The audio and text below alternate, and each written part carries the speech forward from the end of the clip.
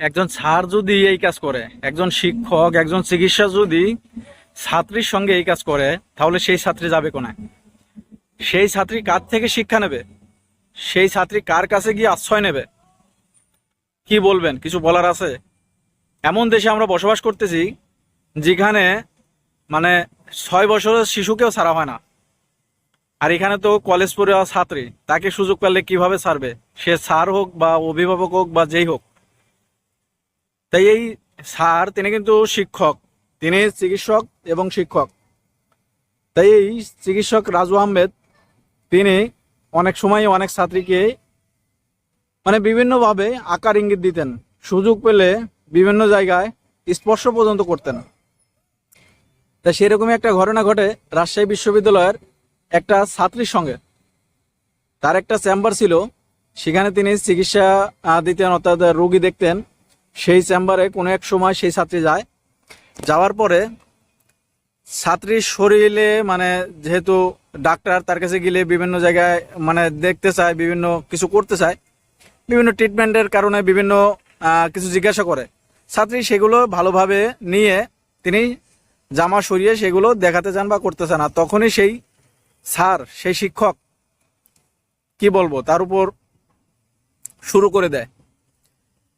পরবর্তীতে ছাত্রী সেখান থেকে কোনো রকমে বেঁচে এসে, সেখান থেকে বের হয়ে এসে তার বিশ্ববিদ্যালয়ের যে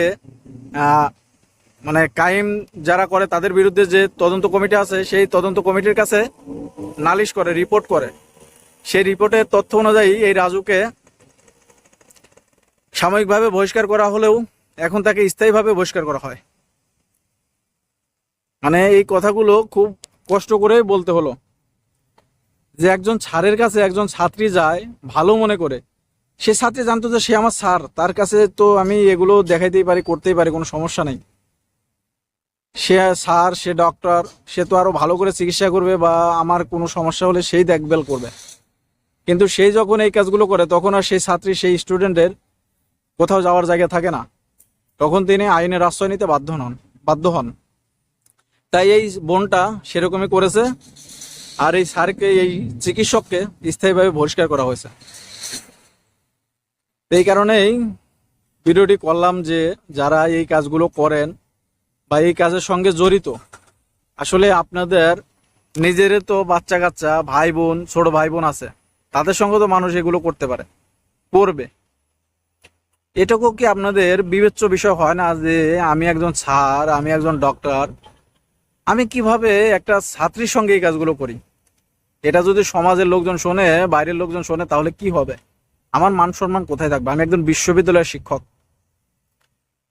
মানুষ যখন সেন্সলেস হয়ে যায়, তখন মনে হয় এরকমই করে। এখানে ভিডিওটি তুলে ধরলাম। যারা এরকম শিক্ষককে উচ্চ শিক্ষা দিতে চান, অবশ্যই ভিডিওটি তারা শেয়ার করবেন। সবাই ভালো থাকবেন।